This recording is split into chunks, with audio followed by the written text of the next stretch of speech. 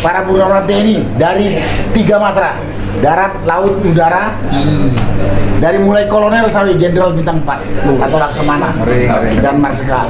Ini jelas bukan proyek strategis nasional, proyek biadab. Kok Prabowo masih belum menentukan sikap?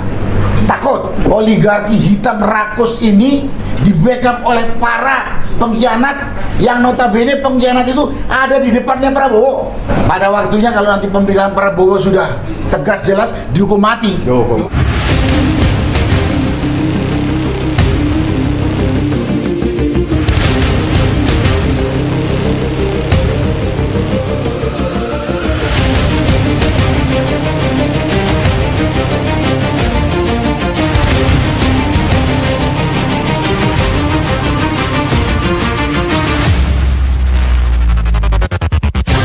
Bismillahirrahmanirrahim. Assalamualaikum warahmatullahi wabarakatuh. Waalaikumsalam warahmatullahi wabarakatuh. Teman-teman, saya Edi Mulyadi dari FNN Bong Edi Channel. Tapi ada Popole, ada Bartup, ada siapa tuh namanya? Rentop, ada RMI atau wah ini paling bahaya RH Channel. Teman-teman sekalian, ini saya mendaulat para senior yang tadi habis kumpul-kumpul, yang tadinya saya pikir apa, cuma ternyata di ujung cerita disebutnya brainstorming ya, Repli ya. Tapi bagus. Tadi ada sejumlah jenderal, purnawirawan, ada beberapa kolonel, dan kita yang sipil-sipil ini, bagian tukang berisik juga ada mama. Selamat mama yang melawan ya, luar biasa. Tadi saya nyari sebetulnya. Ada dari belah sana ya. Oke, kita mulai. Kita mau dengar sebetulnya tadi awal-awalnya apa aja. Kita kasih mungkin pendahuluan dari Mayor Jenderal Sunarko. Monggo, silakan. Saya di Mau nggak apa-apa. Ayo, monggo. Makasih, Komedi dan teman-teman sekalian. Assalamualaikum warahmatullahi wabarakatuh. Waalaikumsalam warahmatullahi wabarakatuh. Bapak Ibu yang saya hormati, kita baru saja kumpul-kumpul. Sebenarnya kumpul hari ini sudah didahului dengan kemarin kita bertemu para purnawirawan. Para purnawirawan TNI dari 3 matra, darat, laut, udara, dari mulai kolonel sampai jenderal bintang 4 atau laksamana dan marsikal. Intinya para purnawirawan itu apa ya, gregetan, gemes, ya marah juga gitu. Kondisi bangsa ini sudah sangat morat-marit, tinggalan dari Jokowi, tinggalan dari rezim Jokowi.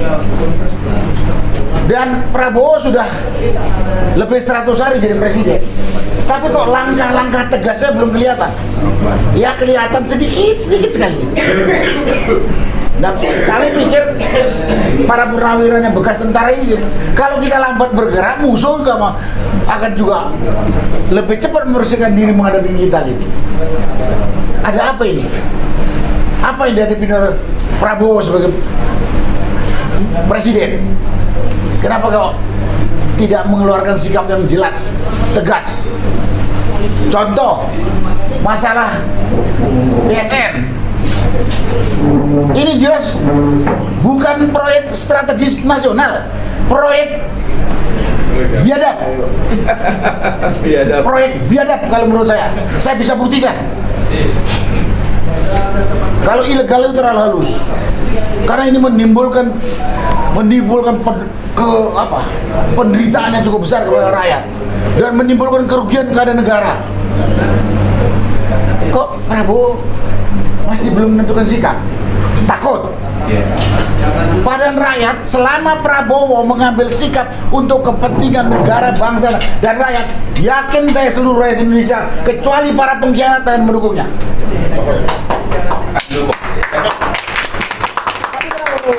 Gak berbuat. Itulah yang mendasari kemarin para purnawirawan. Karena itu purnawirawan membuat satu kelompok yang peduli pada negara ini, akan mencoba untuk komunikasi dengan presiden atau membuat deklarasi menyampaikan tuntutan atau desakan kepada Presiden Prabowo melakukan apa saja agar negara ini terselamatkan, Malu kita kalau negara ini pecah belah, dia di saat kita ini masih hidup sekarang. Nah, itu banyak, bukan hanya masalah proyek strategis nasional saja ya. Masalah kedaulatan kita yang sudah diacak-acak oleh pengusaha busuk yang bekerja sama atau dikendalikan oleh para pengkhianat ini sudah kasat mata. Udah kasat mata. Tipuannya juga sudah sangat begitu kasar, vulgar dan terbuka. Tapi kok pemerintah diam saja gitu.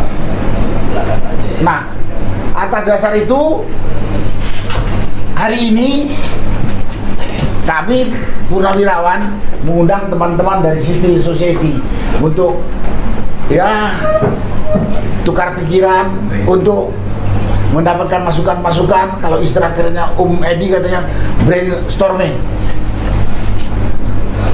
Apakah langkah yang direncanakan oleh Purnawirawan TNI itu betul atau tidak, didukung atau tidak? Nah, hari ini kami Purnawirawan yang kemarin ya,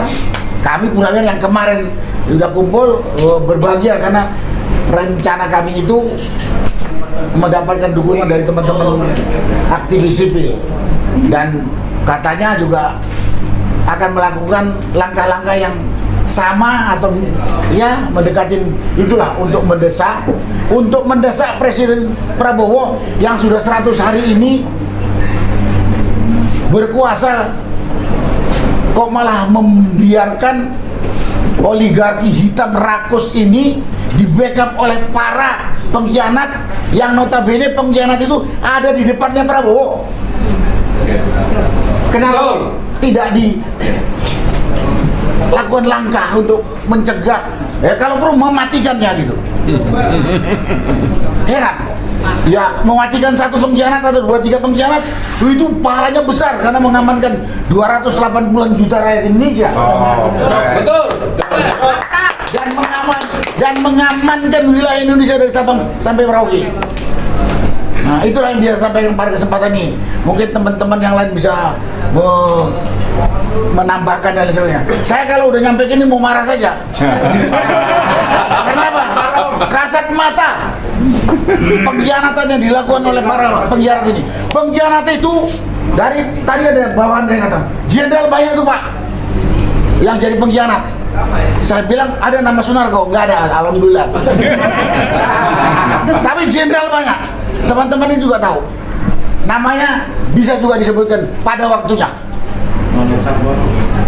Itulah yang dia sampaikan pada kesempatan ini. Saya kembalikan ke Pak Komedi. Terima kasih. Teman-teman sekalian, jadi sebelum pindah ke tempat lain, maksud saya ke tokoh yang lainnya. Tadi karena Jenderal Sunarko sudah menyebut jenderal-jenderal pengkhianat, walaupun nanti dia mengatakan akan disebutkan pada waktunya. Cuma pertanyaan saya sebagai jenderal juga yang tidak disebut namanya, ya kan, dengan teman-teman kan pasti kan bukan pengkhianat. Itu mereka kira-kira mau diapain oleh para jenderal yang tidak berkhianat ini? Ya, pada waktu jenderal pengkhianat itu mau diapain sama jenderal-jenderal yang tidak berkhianat? Pada waktunya kalau nanti pemerintahan Prabowo sudah tegas jelas dihukum mati. Pengkhianat itu dianggap dihukum mati. Walaupun para senior ya? Walaupun jenderal-jenderal senior ya? Nggak ada, jenderal itu nggak ada senior junior. Pengkhianat itu nggak ada senior junior. Pengkhianat ya pengkhianat. Oke, makasih.